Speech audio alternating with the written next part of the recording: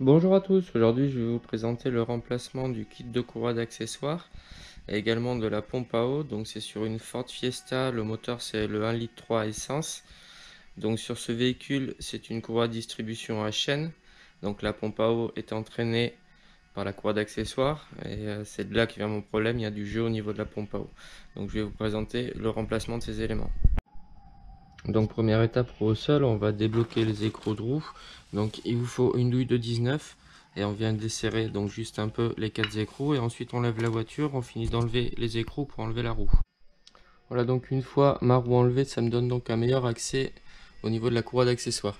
Alors moi j'ai déjà enlevé la courroie dessus, sachant qu'en fait mon problème venait de la pompe à eau, donc je vous montre.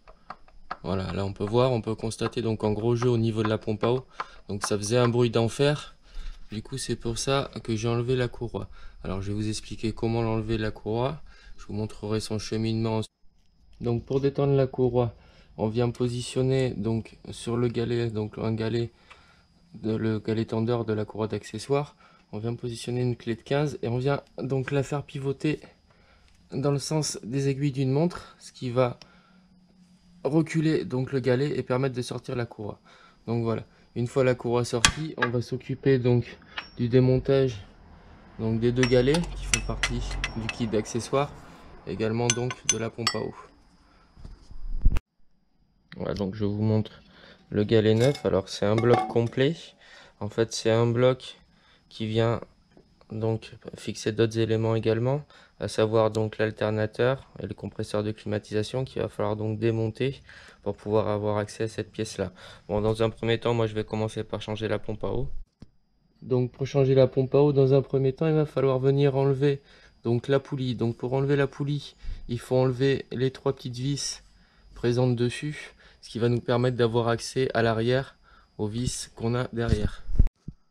Donc pour le desserrage de la poulie de pompe à eau, donc des vis, donc deux possibilités. Soit on utilise une petite clé donc à choc, donc on vient mettre ici, il y a assez d'espace pour passer, donc pour pouvoir desserrer les 3 vis.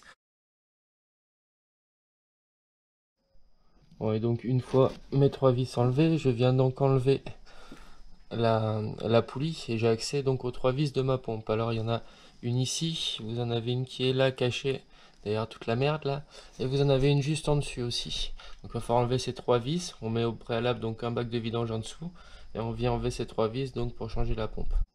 Donc pour le desserrage des 3 vis de la pompe à eau, il faut du 8, celle-là et en dessus.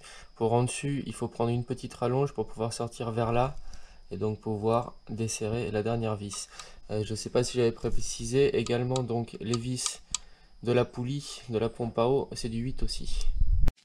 Bon, une fois les 3 vis enlevées, la pompe à eau a tendance à coller, donc on n'hésite pas à mettre un tournevis ici là en bas de la pompe. Il y a un petit écartement là et ça permet de faire levier pour pouvoir la décoller et donc la sortir. Donc une fois ma pompe à eau enlevée, je vais venir donc enlever le joint. Là il est toujours présent pour l'instant.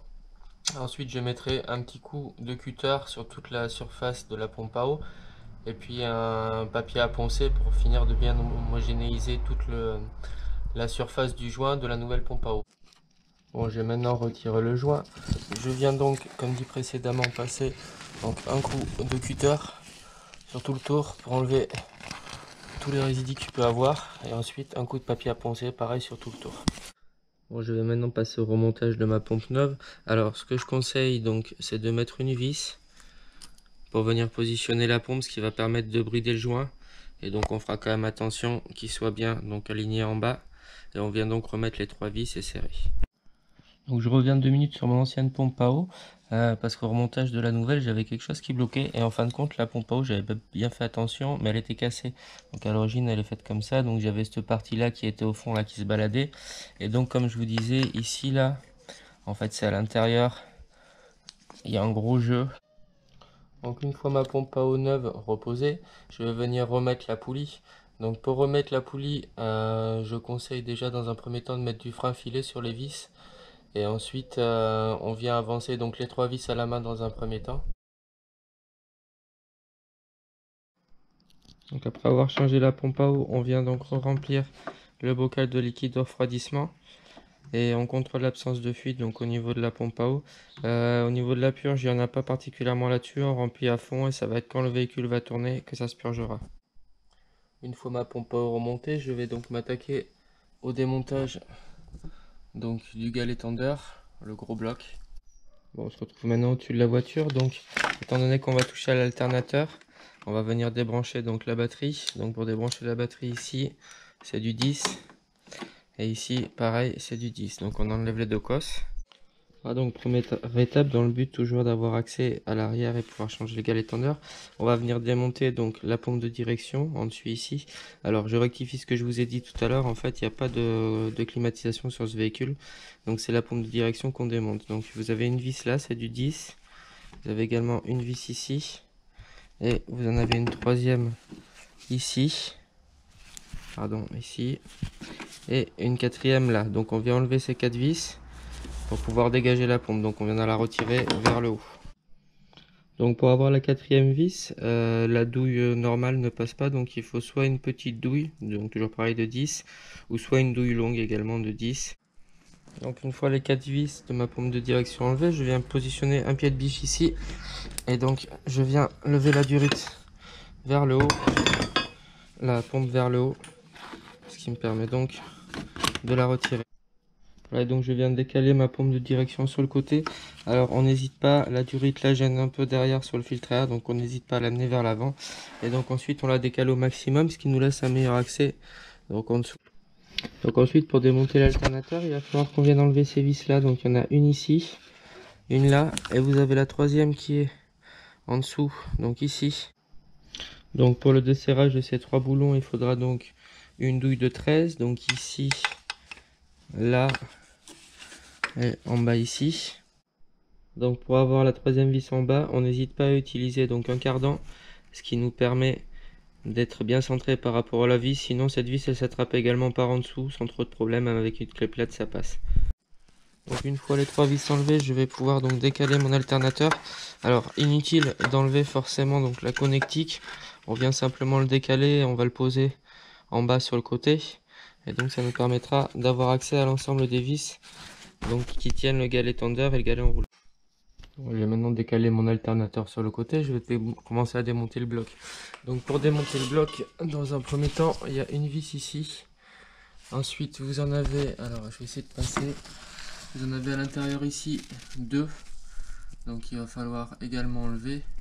Et ensuite les autres seront dessus. Donc pour le desserrage des vis du support, c'est du 13. Bon, donc ensuite pour attraper les 2 vis que je vous ai montré précédemment, celles qui sont à l'intérieur du corps, il faut une rallonge, alors soit une grande rallonge, soit une rallonge moyenne, et donc pareil la douille de 13. Donc ensuite en dessus du véhicule, on vient enlever donc la dernière vis qui tient donc le support, alors c'est du 13 également, donc on vient desserrer cette vis là. Bon, donc j'ai maintenant enlevé cette vis là, alors je viens de me rendre compte que j'en avais raté une qui est en dessous, ici là dans le trou, donc je vais vous la montrer, celle-là elle est plus simple d'attraper par en dessous. Voilà, donc on se retrouve en dessous, donc la dernière vis est juste donc ici, et donc pour le desserrage ça se fait avec une grande rallonge et donc c'est du 13. Voilà, donc une fois mes dernières vis sorties, je viens retirer donc l'ensemble, donc il est fait comme je vous disais tout à l'heure, c'est les 2 calés qui sont pris donc sur cette grosse patte, et je viens reposer donc le nouveau. Donc pour reposer le bloc neuf, je conseille dans un premier temps donc de venir mettre une vis en bas et celle qu'on a tout en haut ici, et ensuite on vient repositionner les autres.